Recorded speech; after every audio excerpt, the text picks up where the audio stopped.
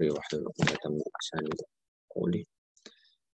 lanjutkan diskusi tentang ad-dahil dari jalur aqwalus sahaba wa aqwalut tabi'in, pendapat sahabat dan pendapat tabi'in.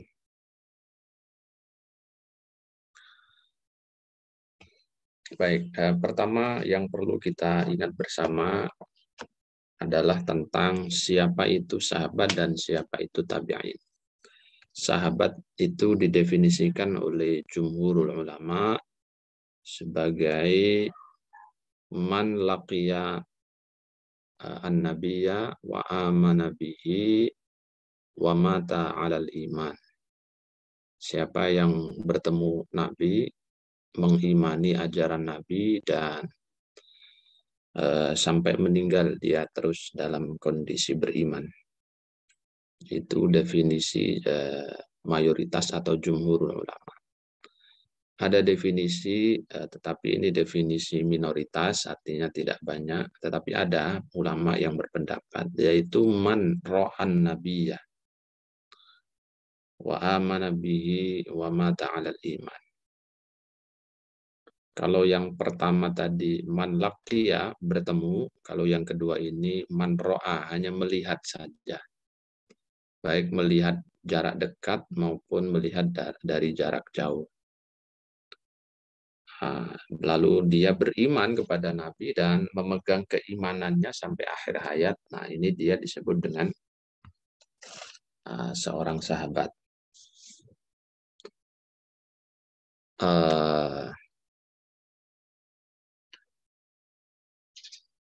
Lalu para ulama berbeda pendapat juga, apakah pertemuan yang terjadi itu cukup sebentar saja ataukah membutuhkan waktu yang lama. Nah, di situ terjadi ikhtilaf.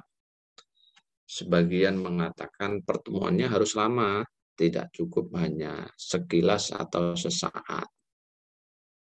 Untuk memastikan bahwa si fulan ini itu betul-betul memahami dan mengerti tentang Nabi. Nah, tapi sebagian mengatakan tidak mempersyaratkan lamanya pertemuan dengan Nabi. Ini perbedaan-perbedaan di dalam mendefinisikan siapa itu sahabat. Tapi ala kulli hal yang dipegangi oleh mayoritas ulama adalah definisi yang mengatakan tadi, yang pertama ya siapapun yang pernah bertemu Nabi walaupun sebentar saja ya, lalu beriman dan kemudian terus memegangi keimanannya sampai akhir hayat. Itulah sahabat. Maka orang-orang yang bertemu dengan Nabi tapi dia tidak beriman, itu tidak disebut sahabat.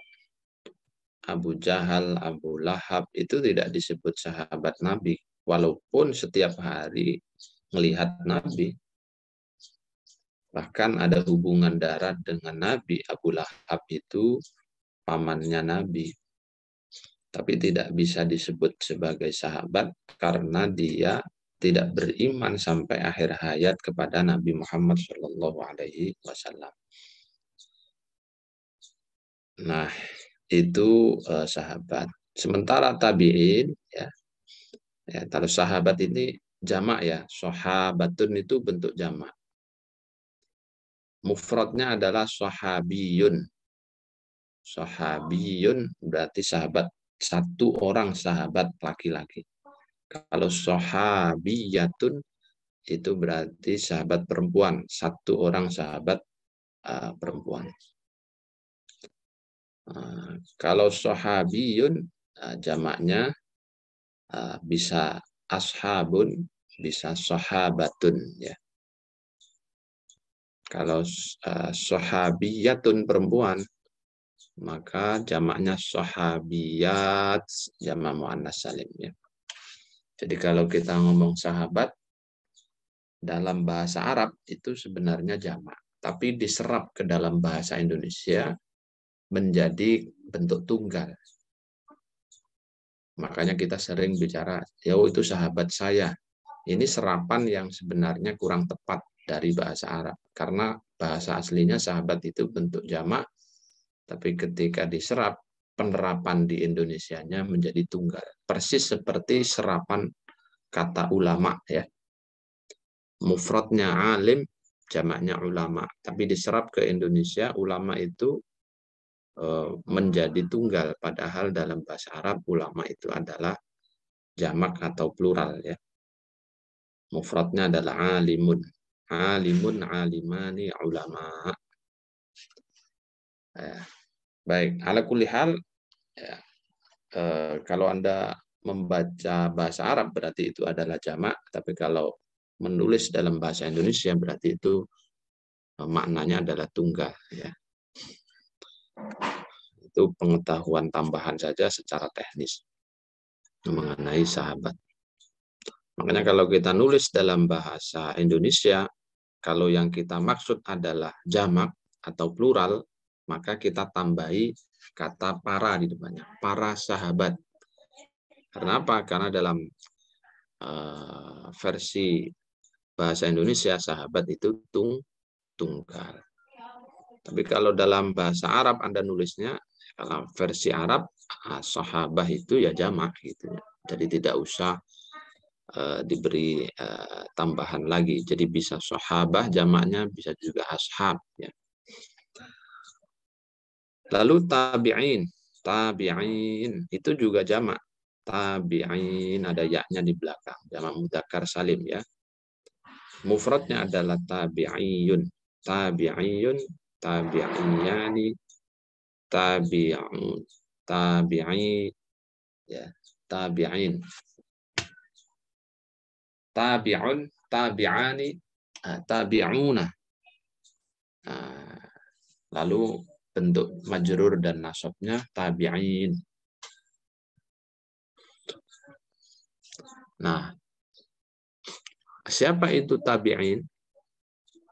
Ya, tabi'in itu ya hampir mirip terjemahan atau definisinya, yaitu siapapun yang pernah bertemu dengan sahabat, ya, beriman dengan ajarannya Nabi sampai mati, yaitu itu namanya tabi'in. Nah, tabi'in.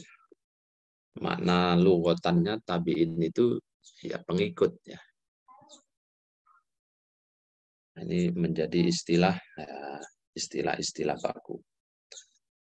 Kalau hitungan periode eranya berarti dia era kedua, masuk tahun 101 Hijriyah sampai 100 berapa? 50, ya, ulama mengatakan 150 Hijriah. Jadi 101 sampai 150 Hijriah itu masa tabi'in, ya.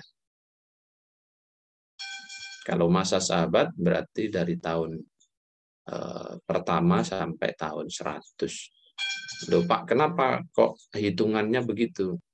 Karena dulu para ulama itu, para sejarawan, para ahli hadis juga menghitung masa terakhir meninggalnya sahabat itu tahun berapa gitu, ya. Nah, ternyata dalam keterangan para sejarawan, para ahli siar, itu Abi Tufel itu sahabat yang terakhir, ya, paling junior yang pernah melihat Nabi, itu meninggalnya di sekitar tahun 100 Hijriah. Ya, karena itu pembabakan periode sahabat itu dari sisi era itu berarti dari pertama, dari biasa Nabi, orang-orang yang pernah bertemu dengan Nabi sejak pertama sampai orang-orang yang bertemu dan meninggal terakhir, yaitu Abi Tufel itu, yaitu pada tahun 100 Hijriah. Nah, disitulah terakhir, ya, ditetapkan. Lalu 101 itu dimulainya babak baru tabiin gitu ya. Tabiin. Jadi kalau lalu dihitung lagi siapa sih tabiin terakhir yang meninggal. Artinya tabiin itu kan orang yang pernah bertemu dengan satu orang sahabat atau lebih, mau pertemuannya sejenak maupun lama, ya, itu disebut tabiin. Kapan orang tabiin yang meninggal terakhir? Nah, itu dikatakan 150. Yang berpendapat 150, sehingga rentangnya sekitar 50 tahun, 101 sampai 150. Maka Abu Hanifah itu karena beliau meninggalnya di 150, itu generasi tabi'in, dimasukkan generasi tabi'in. Imam Malik meninggalnya 170 berapa itu? 70-an sekian ya. 79 atau berapa. Karena lahirnya masih di bawah 150, berarti dia masih separuh hidupnya masih bertemu dengan periode tabi'in, ya. Dan pernah melihat generasi tabi'in, ya. Malik bin Anas.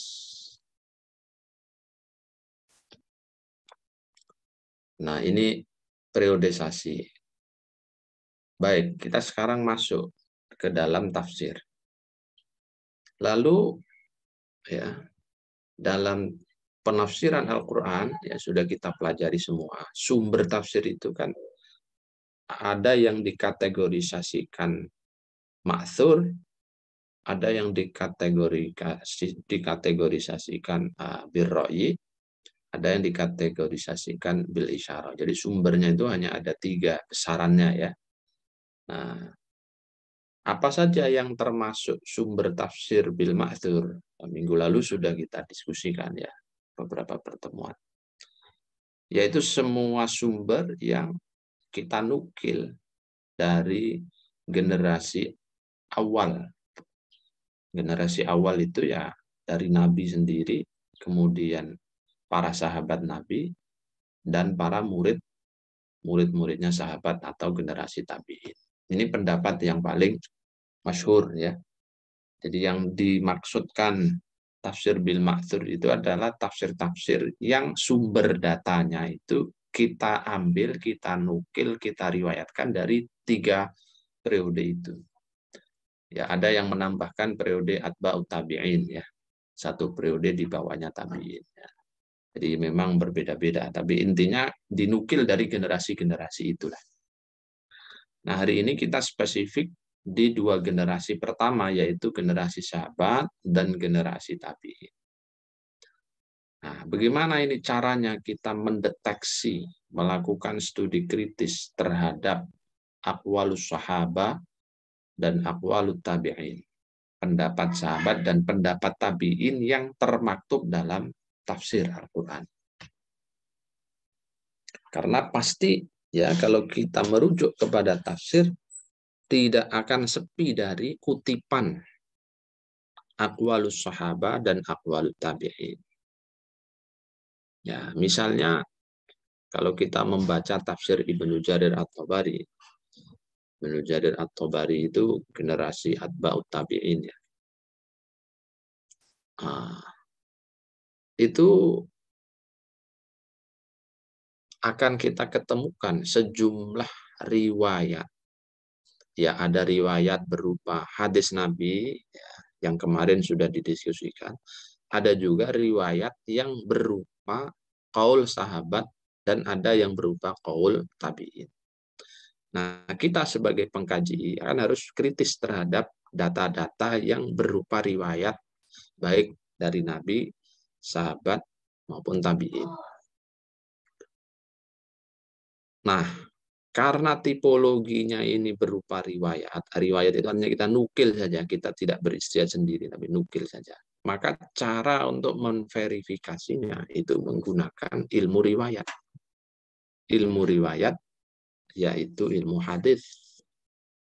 Sama dengan cara kita memverifikasi dan mendeteksi kualitas hadis yang ada dalam kitab-kitab tafsir kemarin.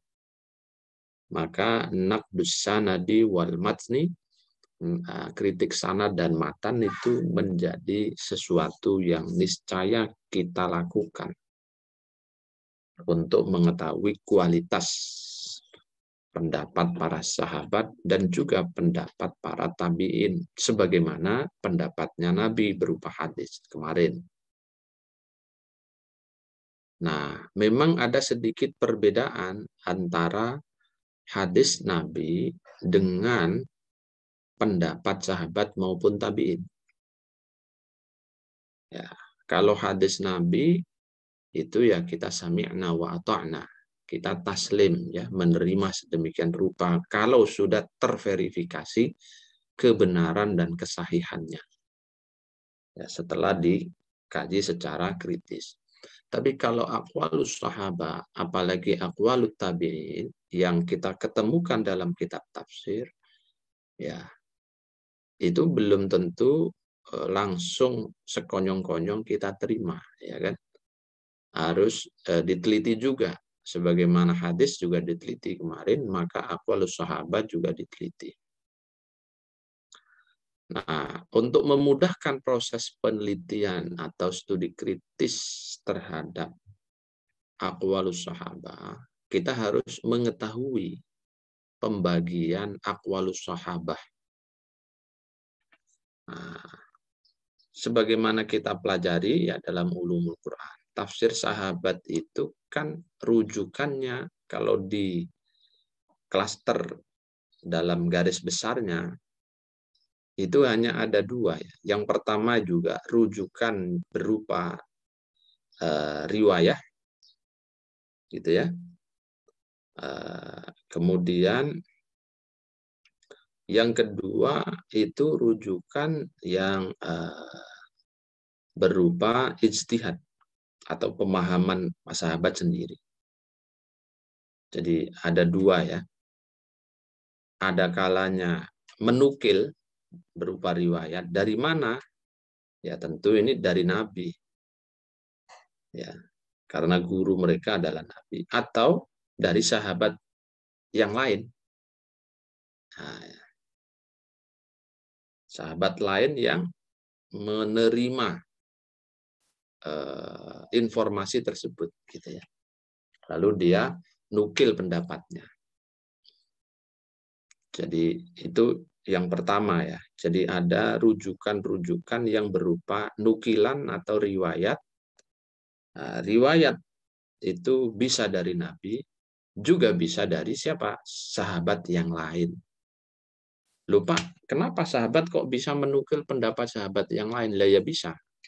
Nah, karena gambaran kehidupan sahabat itu ya mirip-mirip lah kurang lebih dengan gambaran kehidupan kita hari ini. Tidak semua sahabat itu lalu concern di bidang keilmuan, belajar terus 24 jam bersama Nabi, tidak. Tapi mereka juga manusia yang punya aktivitas-aktivitas sendiri-sendiri. Ada yang berdagang di pasar, ada yang menjadi politisi, kampanye kemana-mana, gitu ya. Ada yang menjadi dai, ustadz, kiai, ya, yang ceramah ke sana kemari, gitu. Ada yang menjadi hakim, ada yang menjadi pegawai, ada yang menjadi petani, dan seterusnya. Nah, sehingga tentu tidak semua pengetahuan sahabat itu dalam satu level, berbeda-beda. Apalagi fasilitas di zaman itu tentu sangat sederhana, tidak seperti yang hari ini kita saksikan dan kita miliki, ya. Ada digital, ada media sosial. Kalau terlambat ngaji masih ada YouTube, bisa kita ikuti siaran tundanya di YouTube. Tapi kalau zaman dulu kan tidak ada YouTube yang merekam, sehingga apa? Sehingga yang tidak sempat mengikuti pembelajaran perkuliahan bersama Nabi, ya dia mau tidak mau bertanya kepada yang lain. Nah, ketika bertanya itu namanya menukil. Nah, gitu ya. Nah, jadi ada yang seperti itu. nukilan-nukilan sahabat itu ada yang dilihat langsung, ya sekali lagi. Seperti apa? Asbabun nuzul. Itu sebagian sahabat lihat langsung asbabun nuzul. Abu Dzar misalnya, dalam banyak riwayatnya pernah mengalami langsung bagaimana Rasul menerima wahyu. Ya. Sahabat-sahabat yang lain. Ya. Berarti itu musyahadah, melihat secara langsung peristiwa. Lalu dia ceritakan ke yang lain. Itu namanya nukilan, ya. Dia tidak beristihad sendiri. Itu musyahadah berarti. Atau yang kedua masuk kategori musyahadah. Ini masih keterangan tentang rujukan yang berupa nukilan, nakal, riwayat, ya. Yang pertama musyahadah seperti kasus asbabun nuzul, sahabat melihat asbabun nuzul lalu diceritakan kepada yang lain. Nah, yang lain itu berarti kan menukil. Nah, yang kedua ada yang terkait dengan kondisi sahabat yang mengalami peristiwa penurunan Al-Qur'an. Nah, itu musyahadah, berarti sahabat ini mengalami langsung. Nah, asbabun nuzul tadi bisa dialami sahabat, bisa dialami Rasul, Rasul yang menceritakannya. Nah, tapi yang kedua ini memang sahabat mengalaminya bersama Rasul, sehingga sahabat ini menceritakan kepada yang lain. Ya, itu hampir mirip, ya. Nah, ada juga model yang kedua, itu ada yang melalui pendengaran. Kalau yang pertama ini riwayat, tapi melalui penglihatan, pengalaman langsung, partisipatoris, ya, berpartisipan. Ya, Rasul yang mengalami, tapi dia menyaksikan. Kalau yang kedua hanya mendengar. Ya, misalnya apa yang mereka riwayatkan dari Nabi mengenai beberapa tafsirnya Nabi, itu mereka riwayatkan. Itu berarti tidak mengalami langsung, tapi dia pernah mendengar dari Rasul, Rasul bersabda demikian, lalu apa yang dia dengar itu dia taklimkan, dia ajarkan kepada yang lain. Nah, yang kedua, ini masih masuk kategori simak, ya, apa yang pernah mereka dengar, itu adalah yang mereka riwayatkan satu sama lain, yang tadi saya ceritakan, ya.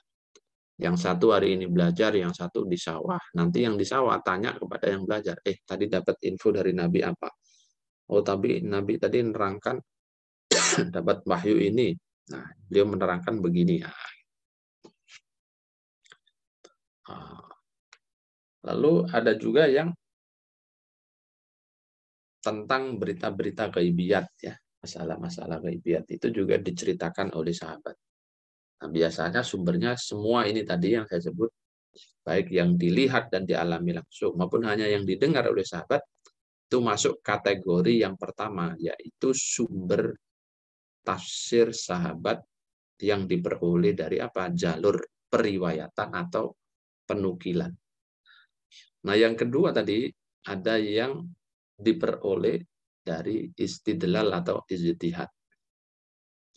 Nah, bagaimana cara sahabat berijtihad? Biasanya, ya, nah, sahabat itu tafsirul Quran bil Quran itu, ya. Oh, ayat ini diterangkan pada ayat ini.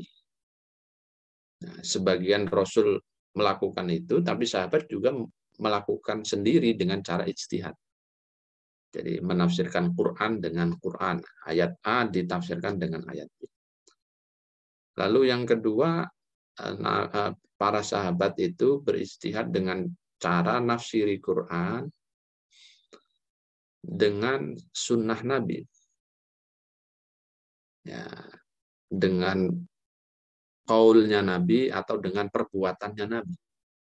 Jadi sahabat ada ayat lalu dijelaskan. Nah, cara menjelaskannya ini itu berdasarkan apa yang pernah mereka dengar dari Nabi atau berdasarkan apa yang pernah mereka lihat dari Nabi. Nabi melakukan apa? Oh, Nabi sholatnya begini.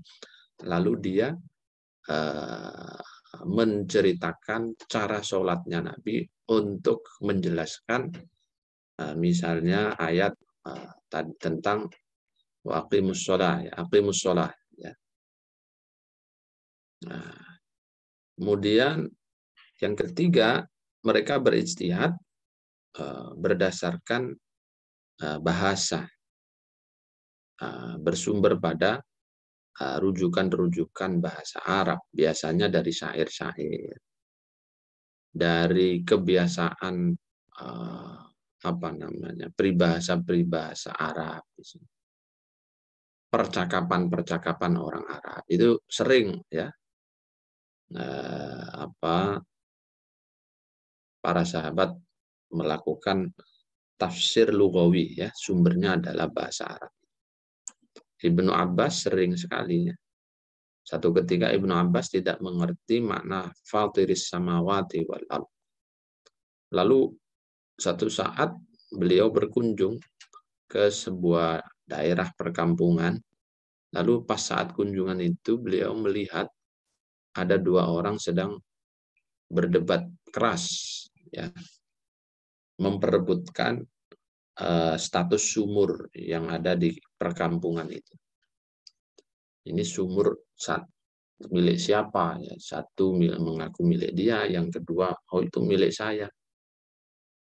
Nah, lalu mereka mengatakan, salah satu di antara mereka mengatakan, analladzi fatartuha, analladzi fatartuha, sayalah yang membuatnya. Nah, mendengar ucapan itu kan lughah Arabiyah, ini bahasa Arab yang digunakan oleh orang-orang Arab pada saat itu. Ibnu Abbas baru mengerti makna dari fatiris samawati wal ard. Oh, berarti fatir itu adalah pembuat atau pencipta yang pertama kali. Analladzi bada'tuha, ya. Analladzi khalaqtuha ibtidaan. Nah, jadi yang pertama kali membuat sumur ini saya, gitu. Dan pakai istilah fatoro. Nah, itu namanya tafsir lughawi.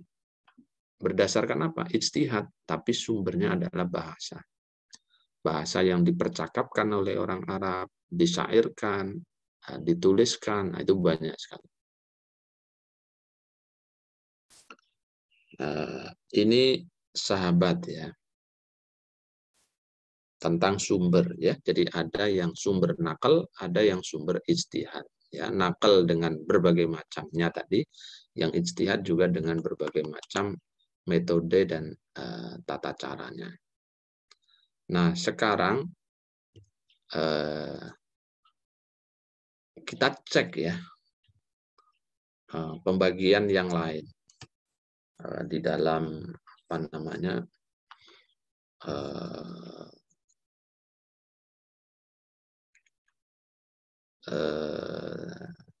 aqwalus sahabat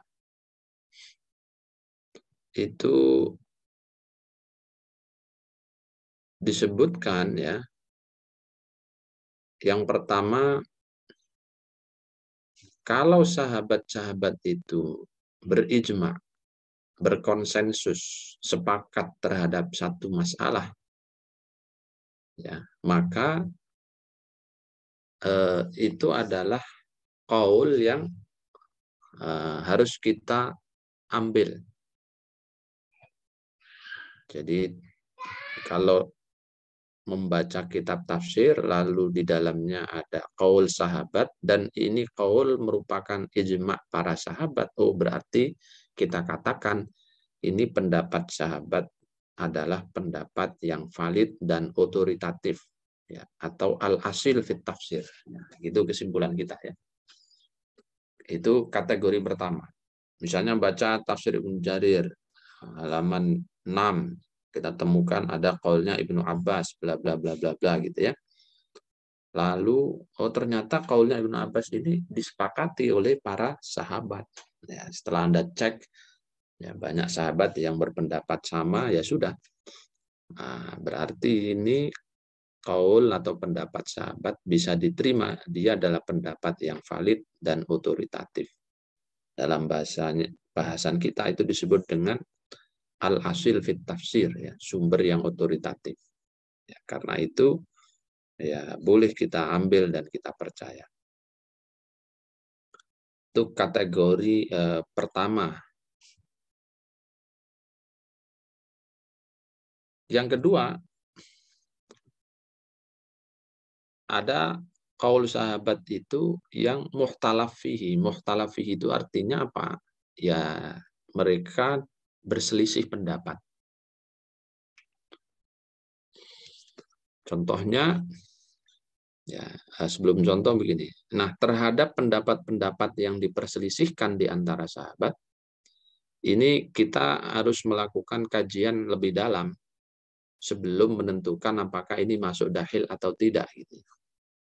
Nah, yang pertama adalah kita coba untuk melakukan al-jam'u bainal aqwal, yaitu mengkompromikan beberapa pendapat yang ada itu. Kalau bisa dikompromikan, maka kita simpulkan ini valid otoritatif atau ini data al-asil fit tafsir. Tapi kalau tidak bisa dikompromikan dengan berbagai cara, ya baru kita melangkah yang kedua, yaitu dengan cara tarjih. Kita kaji mana yang lebih kuat dan mana yang lemah. Yang kuat itu kita simpulkan sebagai data yang valid otoritatif atau al-asil fit tafsir.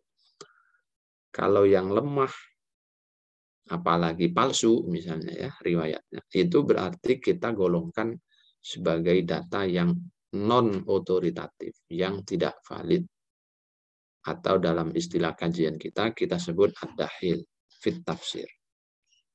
Nah, tafsir infiltratif, gitu ya. Nah, saya kasih contoh qaul para sahabat ketika menafsirkan kata as-sirat al-mustaqim ya dalam surat Fatihah itu. Itu qaulnya banyak sekali. Ya. Sebagian sahabat berpendapat sirat mustaqim itu ai al-iman, keimanan. Yang sahabat lain berpendapat ai al-islam, Islam. Sahabat lain berpendapat itu amal soleh, amal soleh. Sahabat lainnya berpendapat itu Al-Quran. Sahabat yang lain berpendapat itu ta'ah, ketaatan. Dan masih banyak lagi ya. Qaul-qaul sahabat masing-masing punya pendapat. Nah, ini kan kalau kita lihat zahirnya ini kan bertentangan satu sama lain. Terjadi ikhtilaf. Nah, langkah kita ketika ada sahabat berijtihad lalu terjadi ikhtilaf. Langkah pertama tadi diapakan? Dilakukan al-jam'u bainal aqwal. Kita lakukan kompromisasi pendapat. Mengkompromikan. Nah, maka caranya kita analisa ini lafat-lafat yang sampai kepada kita, penafsiran-penafsiran sahabat mengenai Shiratal Mustaqim ini kok beda-beda ya redaksinya. Coba kita analisa secara mendalam. Benar nggak kaul-kaul ini? Lalu dilihat al-iman. Oh iya ya, Shiratal Mustaqim itu kan jalan lurus yang bisa mengantarkan seseorang kepada Allah dengan selamat. Kalau orang beriman itu bisa selamat nggak? Oh iya bisa. Oh berarti dia al-iman benar nih. Karena siapapun yang beriman berarti sama dengan dia masuk ke dalam jalannya Tuhan yang lurus, yang lebar, sehingga dia akan selamat menghadapnya. Oke, benar. Kok disebut al-Islam ya? Bisa nggak al-Islam itu masuk kategori as-siratal mustaqim? Oh bisa. Karena setiap orang yang tunduk, patuh, taslim, berislam dengan baik kepada Allah, mengabdi kepada Allah, ya berarti dia sama dengan masuk ke jalannya. Nah, yaitu masuk ke Shiratal Mustaqim dan nanti dia akan menghadap kepada Tuhan dengan selamat. Oke, iman, Islam, cocok. Ada yang memaknai dia adalah amal soleh. Gimana amal soleh? Dilihat hadisnya, ayat yang lain. Oh iya ya, amal soleh itu bagian dari shiratal mustaqim juga. Karena orang yang konsisten beramal soleh berarti ya dia akan mendapatkan ya mahabbahnya Allah dan lain-lain. Itu berarti sama dengan masuk ke dalam jalannya Allah, shiratal mustaqim. Oke, benar juga nih. Lalu ada yang memaknai Al-Quran. Benar nggak ini pemaknaan Al-Quran? Dilihat isinya Al-Quran apa dan lain-lain. Akhirnya disimpulkan, oh iya ya, orang yang memahami Al-Quran, mengamalkan Al-Quran, itu berarti ya sama dengan melaksanakan ajarannya Allah, masuk dalam jalannya Allah. Wong isinya Al-Quran itu ada tentang kebaikan-kebaikan, ya. Berarti benar juga ini tafsir sahabat yang mengatakan Shiratal Mustaqim adalah Al-Quran dan seterusnya. Oh ternyata bisa kita kompromisasi. Walaupun ini ikhtilaf redaksinya, tapi substansinya bisa kita pertemukan, kita jamak. Dengan demikian, kesimpulan kita sebagai peneliti, kita simpulkan pendapat-pendapat ijtihadi para sahabat mengenai tafsir Shiratal Mustaqim itu masuk dalam kategori data tafsir yang valid dan otoritatif, atau dalam istilah teknis kajian kita disebut dengan al-asil fit tafsir. Karena apa? Karena walaupun redaksinya berbeda-beda, tapi substansinya mengarah kepada makna yang sama, masuk dalam kategori sirat mustaqim. Nah, gitu kesimpulan riset kita nanti. Ya. Oh, kalau tidak bisa dikompromi bagaimana, Pak? Baru kita langkah yang kedua kan? Langkah yang kedua kan dilakukan tarjih. Tarjih itu mencari mana yang paling kuat dan mana yang paling lemah. Nah, harus kita ketahui indikator-indikator pendapat yang kuat itu apa. Banyak pertimbangannya. Salah satunya kita lihat di antara pendapat-pendapat yang ada, ya, apakah para sahabat yang berpendapat ini, misalnya kalau terkait dengan misalnya kasus hukum, misalnya di antara para sahabat ini mana yang lebih kompeten terkait masalah kasus hukum tersebut. Nah, itu kita pertimbangkan, itu menjadi pertimbangan pertama. Contohnya begitu. Yang kedua, kita lihat mana yang lebih senior, ya, yang biasanya pendapatnya selalu dijadikan rujukan dalam konteks penetapan hukum. Oh, sahabat A, oke, itu sudah dapat 2 poin. Indikator yang lain, misalnya, ini sahabat ya mengalami peristiwa tersebut ataukah dia hanya mendengar dari sahabat yang lain. Ya. Tentu yang mengalami peristiwa itu jauh lebih bisa dipercaya daripada yang hanya mendengar lalu meriwayatkan. Nah, itu menjadi pertimbangan juga dalam mentarjih sebuah pendapat. Dan seterusnya ya, termasuk nanti jalur periwayatannya, siapa yang meriwayatkan, itu juga menjadi indikator-indikator tambahan di belakang ya untuk menetapkan mana di antara akwal pendapat-pendapat para sahabat yang ada yang lebih kuat dan mana yang lemah. Nanti yang kuat kita simpulkan sebagai al-asil fit tafsir, yang paling lemah kita masukkan dalam kategori ad-dahil fit tafsir. Nah, kalau kelemahannya itu tidak bisa ditolong ya.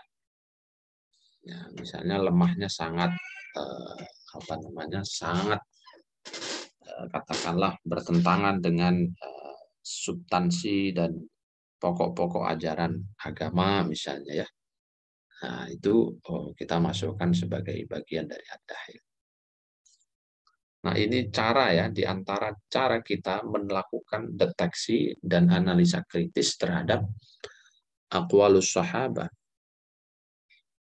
Nah, ada juga ya pendapat-pendapat sahabat itu yang terkait dengan kisah-kisah masa lalu yang kita kenal dengan Israiliyat. Itu juga harus kita perhatikan ya.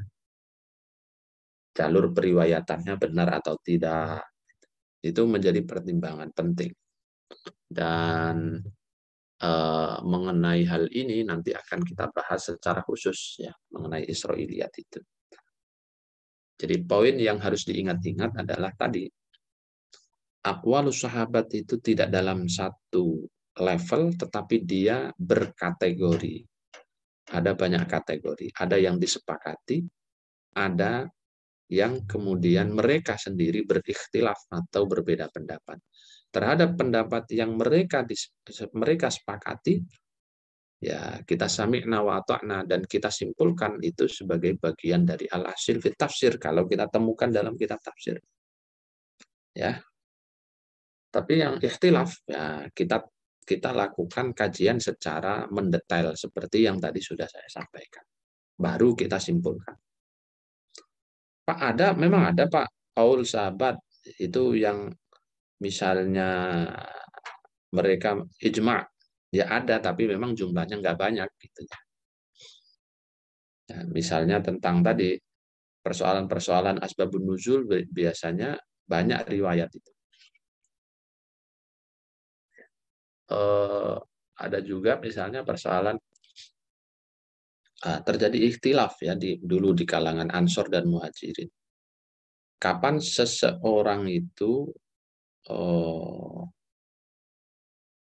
wajib melakukan mandi besar atau janabah ya, pasangan suami istri. Ya. Itu antara Muhajirin dan Ansor itu ikhtilaf. Ini sahabat kan, ikhtilaf persoalan hukumnya. Apakah cukup iltiqaul hitanain itu wajib mandi ataukah harus duhurul hasyafah? Nah, itu ikhtilaf antara sahabat Muhajirin dan Ansor.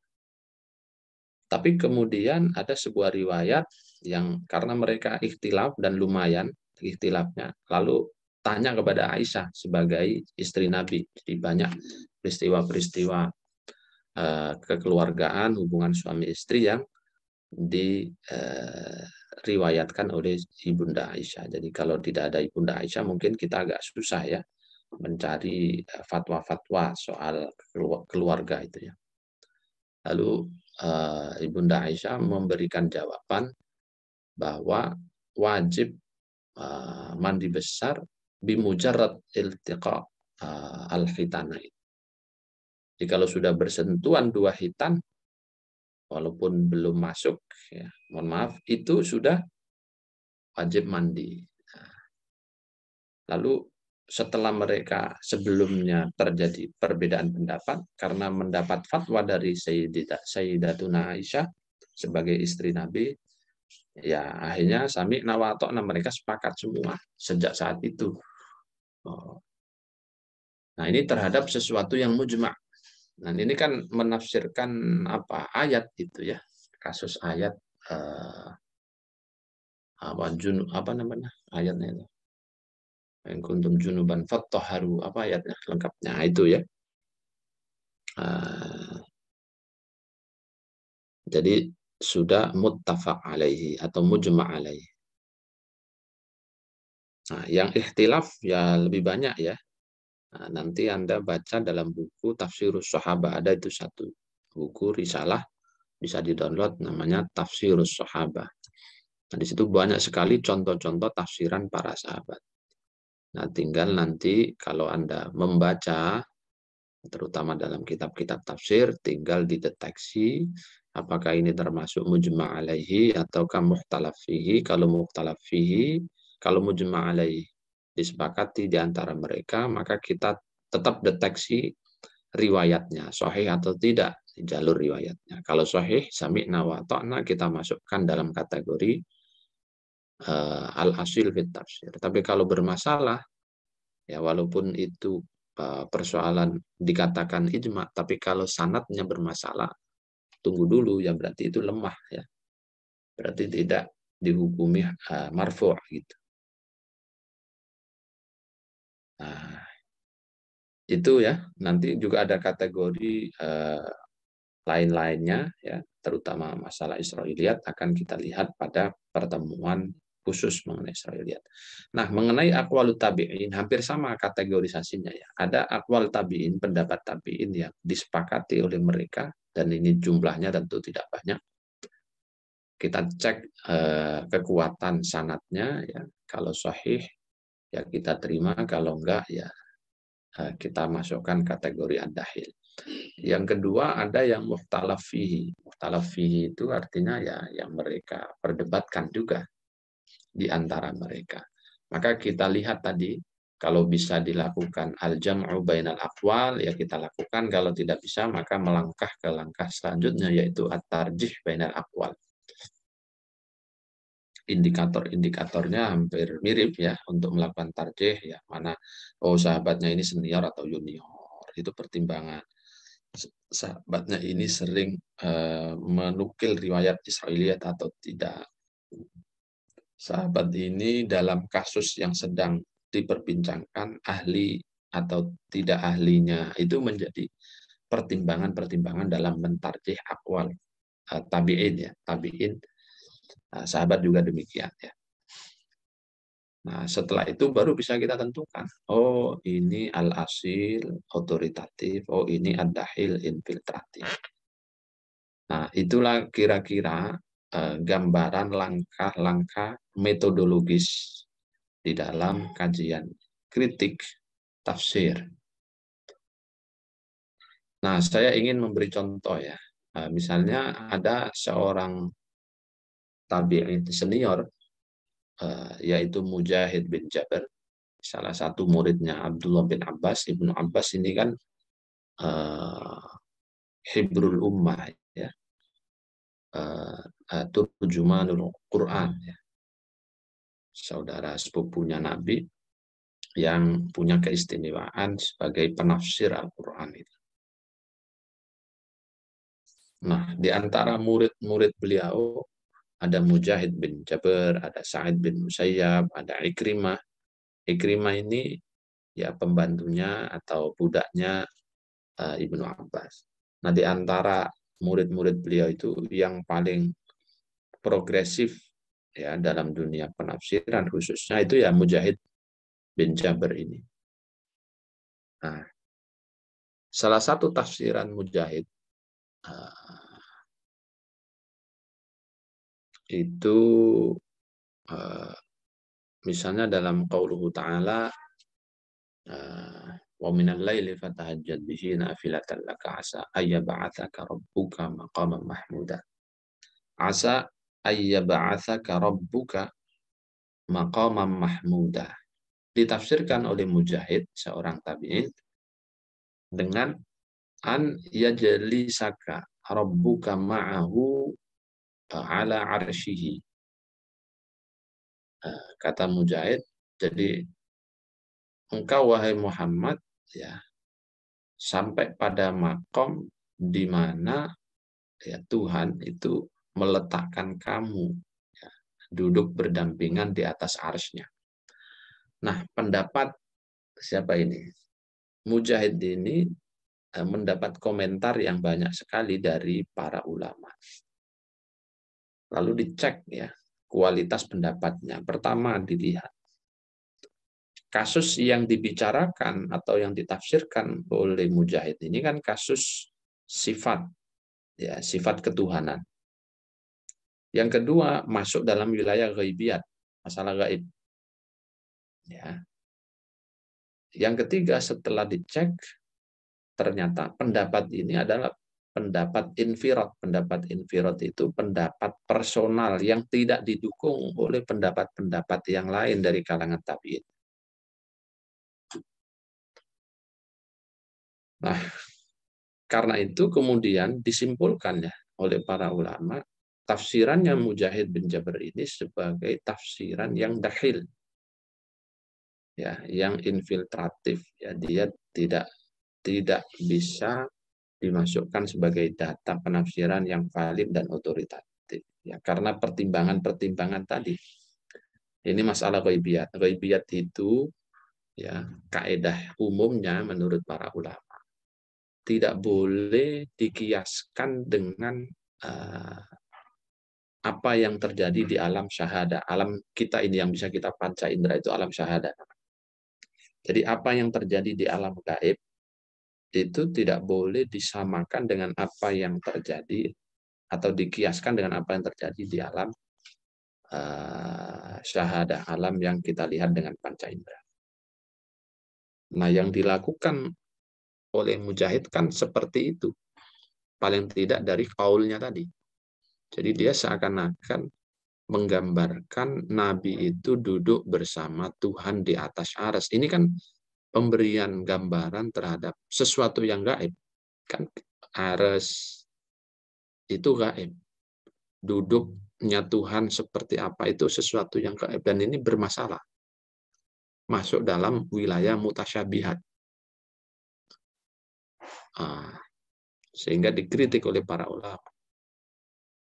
Dan itu membahayakan terutama bagi awam. Mereka nanti akan memahami bahwa Tuhan itu duduk di atas arsy berdasarkan kaulnya Mujahid ini. Berbahaya sekali ya. Mengganggu tauhid. Mengganggu cara kita mentauhidkan Tuhan. Karena Tuhan itu pasti tidak sama dengan makhluk. Kholik itu tidak sama dengan makhluk. Kalau dikatakan duduk, nah ini berbahaya. Nanti makhluk akan, atau manusia setidaknya, terutama orang awam, akan memahami, oh ternyata Tuhan kita ini duduklah di atas arsy. Itu bahaya sekali, karena itu dilarang oleh para ulama, kaul semacam ini. Belum lagi tadi, ini kaulnya adalah kaul infirad, kaul tunggal, yang tidak didukung oleh kaul-kaul yang lain dari kalangan tabi'in dan sahabat. Karena itu kita golongkan dalam pendapat yang ada hilfit tafsir atau pendapat yang tidak valid dan non otoritatif. Nah, itu kira-kira ya tambahan-tambahan catatan bagaimana kita meneliti kaulnya para sahabat dan tabi'in yang ada di dalam kitab-kitab tafsir.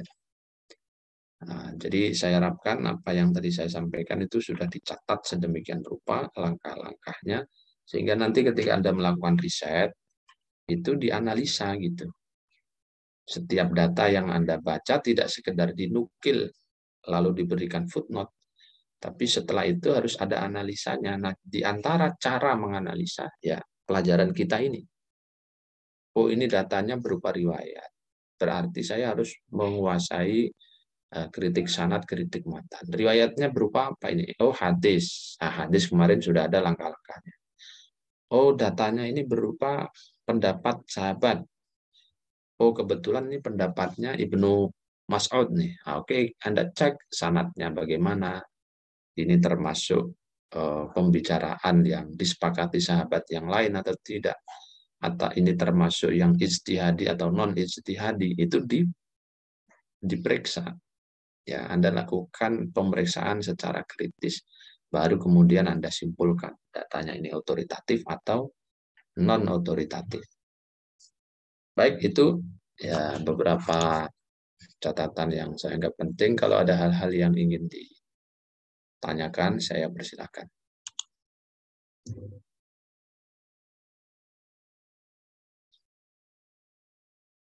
Halo.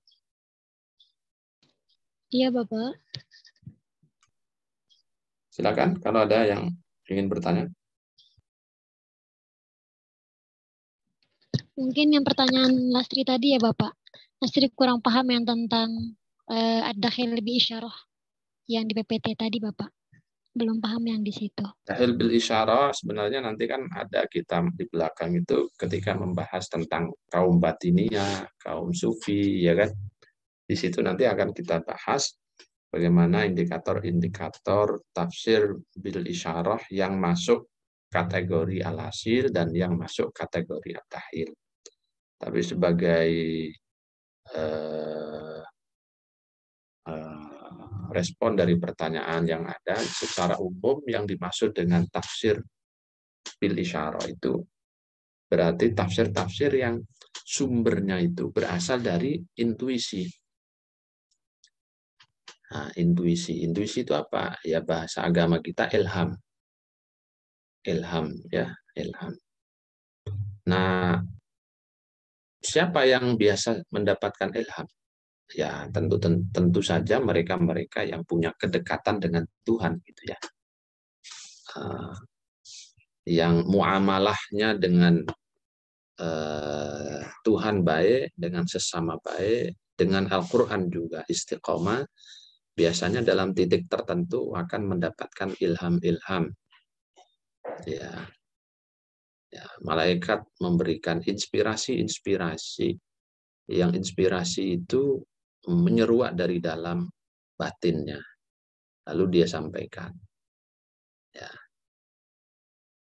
Nah, kadang-kadang ada yang sesuai koridor, produk daripada inspirasi batinnya itu tadi, ilhamnya tadi. Kadang-kadang ada yang tidak sesuai.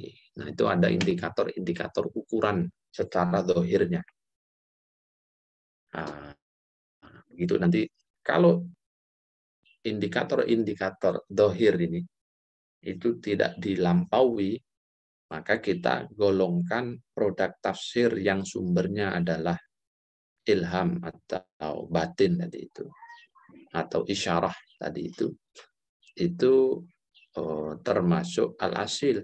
Tapi kalau melanggar batasan-batasan dan ukuran-ukuran yang ada, maka dia masuk kategori ad-dahil.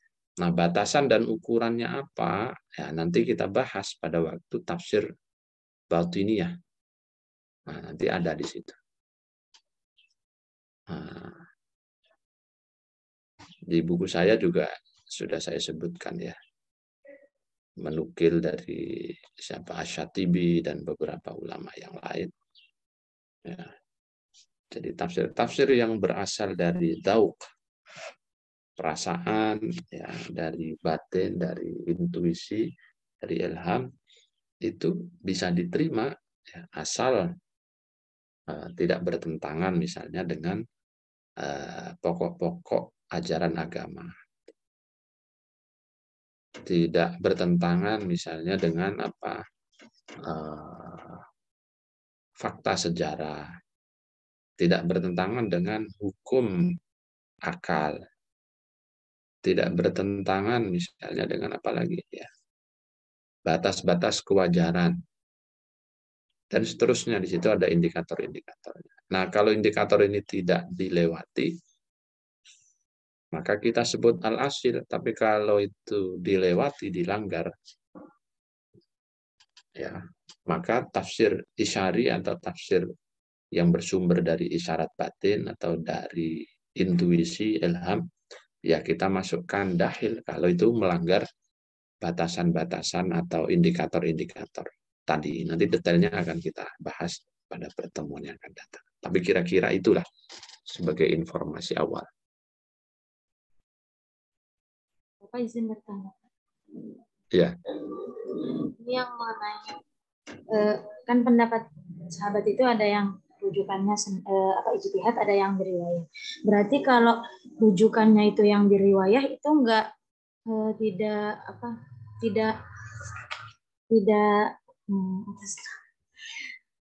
bermasalah itu tuh apa mukhtalaf atau enggak gitu Pak? Atau masih bermasalah itu juga Pak? Atau itu pendapatnya ijma atau mukhtalaf atau masih enggak ada hubungannya ke situ, tapi kalau yang hubungannya ke situ apa yang cuma ijtihad doang Bapak atau gimana?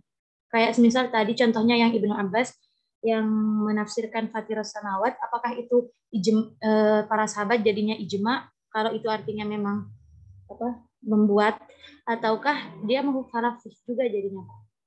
Yang contoh tadi. Ya, kalau makna fatir itu kan istihadi ya. Tadi yang ditanyakan adalah yang sumber-sumber riwayat. Nah, apakah dalam sumber-sumber riwayat itu juga terjadi ikhtilaf? Terjadi dan banyak. Jadi baik dari sumber riwayat maupun dari sumber ijtihad. Ya, sahabat itu ikhtilaf. Sama saja terjadi ikhtilaf ya. Kenapa Pak kok bisa ikhtilaf? Tadi ketika saya menjelaskan sumber riwayat itu kan detail sumbernya banyak. Ada yang dia dapatkan dari Rasul langsung, ya. Saat dia menemani Rasul, Rasul mendapatkan wahyu, maka dia bisa mengetahui keadaan persis. Tapi ada juga yang riwayatnya itu dia hanya dengar dari sahabat lain. Ya kan? Nah, cara mendengar itu kan kadang-kadang ya, kadang-kadang peristiwanya A itu bisa jadi A plus, A min, atau bahkan jadi B plus, B min, kan begitu. Mana juga manusia ya. Nah, makanya terjadi polarisasi nanti tetap. Ya. Coba kita lihat dalam asbabun nuzul katakanlah, itu kan riwayat ya. Mereka tidak mau ijtihad. Ya, sahabat tidak akan berani karena itu masuk non ijtihadi ya. Misalnya. Tapi kalau kita buka, kan itu bisa riwayat A, riwayat B, riwayat C. Ya kan? Banyak sekali. Nah, terhadap yang seperti ini, tugas kita sebagai kritikus, ya, sebagai peneliti, periset, yang melakukan analisa kritis. Nah, caranya bagaimana? Jadi, mempertimbangkan kualitas riwayat tersebut. Sama perlakuan kita terhadap hadis Nabi. Maka lakukan kritik sanadnya. Ini Ibnu Abbas ngomong begini, Ibnu Mas'ud ngomong begini, ya, Ibnu Umar ngomong begini. Kita lihat pertama kualitas sanadnya. Ada keterputusan sanad enggak ini riwayat ini? Oh, tiga-tiganya aman. Riwayat dari sisi riwayat. Oke, kita lihat sekarang. Misalnya ya pertimbangannya. Riwayatnya tiga-tiganya katakanlah selamat, artinya mutasil semua sampai kepada para sahabat itu. Yang kedua, pertimbangannya lagi. Di antara tiga sahabat yang menceritakan asbabun nuzul ini, siapa yang mengalami peristiwa langsung dan siapa yang mendengar dari yang lain? Oh, ternyata yang mengalami peristiwa langsung adalah Ibnu Mas'ud. Ya kan? Sementara dua yang lain, Ibnu Abbas dan Ibnu Umar, tidak. Dari mana bisa kita ketahui? Dari redaksi. Makanya kita pernah belajar tentang sighat asbabun nuzul di ulumul Quran itu. Ada yang sharih, ada yang ghairu sharih. Ya, harus Anda ingat semua.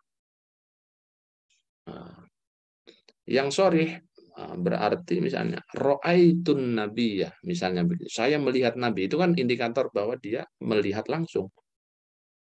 Atau misalnya misalnya saya diajak Nabi, berarti itu dia syahidut tanzil. Nah, misalnya dari analisa ini diketahui Ibnu Mas'ud lah yang mengalami, sementara dua sisanya dia tidak mengalami. Nah, tapi dia terindikasi hanya mendengar dari Ibnu Mas'ud. Nah, dari mana indikator-indikatornya? Biasanya dari redaksi yang kita baca itu bisa kita ketahui. Makanya ilmu hadis itu ketika belajar tentang tahammul wal ada harus kita ingat. Ya, ruwiyah dengan rawa itu kekuatannya beda. Haddasana, haddasani itu beda kekuatannya. Ya, kalau rawa itu meyakinkan karena dia pakai sigat mabni maklum. Tapi kalau ruwiyah itu mabni majhul, berarti dia tidak mengalami. Diceritakan. Diceritakan. Tapi kalau menceritakan, itu kan dia adalah aktif sebagai pemain, sebagai subjek, pelaku. Tapi kalau diceritakan, dia mendengar. Itu rawa dengan ruwiyah beda. Atau ro'aitu, ro'aina beda. Sami'tu kedudukannya lebih rendah lagi. Karena hanya sima' dia, bukan musyahadah. Nah, kayak gini-gini ini di dalam proses menilai kualitas qaul sahabat, qaul tabi'in itu menjadi penting ya. Karena ini masuk kategori riwayat semua. Ya, jadi itu ya kira-kira gambarannya. Nanti detailnya ya memang idealnya harus ada praktek langsung ya. membaca tafsir, datanya berupa qaul sahabat, qaul tabi'in gitu ya. Nah, Anda download tafsir sahabat, ada bukunya itu, ada tafsir tabi'in, ada bukunya juga. Nah, di perpus kalau nggak salah dulu sudah kita kasih ya bentuk hard copy-nya, tapi bisa di-download di Maktabah Nur, Maktabah Waqfiyah.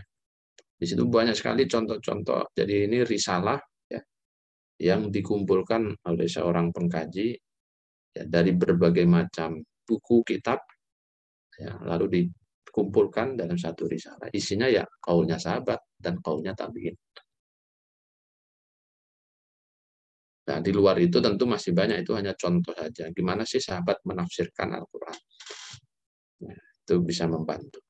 Tapi kalau mau riset sendiri, misalnya, mau kritik ke pendapat sahabat yang ada dalam tafsirnya si Fulan, misalnya, ya Anda baca sendiri. Dibatasi surat Al-Baqarah saja. Ya sudah, dalam surat Al-Baqarah itu kan pasti banyak itu qaul-qaulnya sahabat. Yang Anda konsen cari adalah qaulnya sahabat. Maka kenali sahabat-sahabat Ibnu Abbas, Ibnu Mas'ud, Ali bin Abi Thalib, Abu Bakar, Ubay bin Ka'ab. Banyak sekali sahabat-sahabat yang terlibat di dalam riwayatan tafsir itu ya. Setelah ketemu baru dianalisa secara kritis. Nah, gitu ya, Juwairiyah.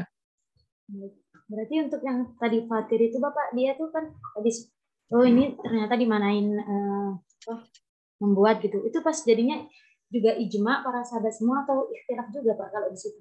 Kalau yang fatir. Kasus fatir sendiri ya, karena ini ijtihad daripada Ibnu Abbas ya. Nah, karena ini kan kembali kepada tafsir ijtihadi ya. Ya. Nah, apakah bisa diterima atau tidak? Nanti ya Anda baca lagi. Nah, yang masyhur memang adalah qaulnya Ibnu Abbas dalam tafsir-tafsir itu. Ibnu Jarir, Ibnu Katsir, Ar-Razi, hampir semuanya menukil qaulnya Ibnu Abbas dari peristiwa yang dialami oleh Ibnu Abbas ketika memaknai kata fatir. Nah, apakah terjadi pendapat lain atau ada pendapat lain dari sahabat yang lain? Saya terus terang belum membaca dalam kasus ini, jadi nanti coba dicari lagi di ayat itu, ada nggak qaul lain? Mestinya sih ada. Ya, karena persoalan ijtihadi itu biasanya ruangnya sangat terbuka dan sahabat tentu sangat beragam di dalam memahami. Apalagi ini sumbernya adalah lughah ya. Sangat elaboratif biasanya sahabat di dalam memaknai. Tapi saya belum mencoba untuk membaca lebih lanjut apakah sahabat yang lain selain Ibnu Abbas punya pendapat lain atau tidak. Tapi coba dibaca di tafsir Ibnu Jarir pas ayat tersebut, siapa tahu ada riwayat-riwayat lain, karena Ibnu Jarir sukanya begitu ya. Mudah-mudahan ada ya. Disuka satu ayat itu pendapatnya ada 3. 1 ini lalu riwayat semua, 2 ini riwayat semua, 3 ini riwayat, habis itu baru dia tarjih gitu ya.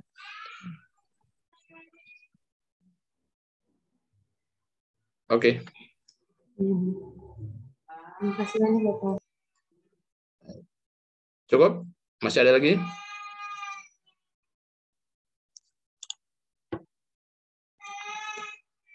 Cukup ya?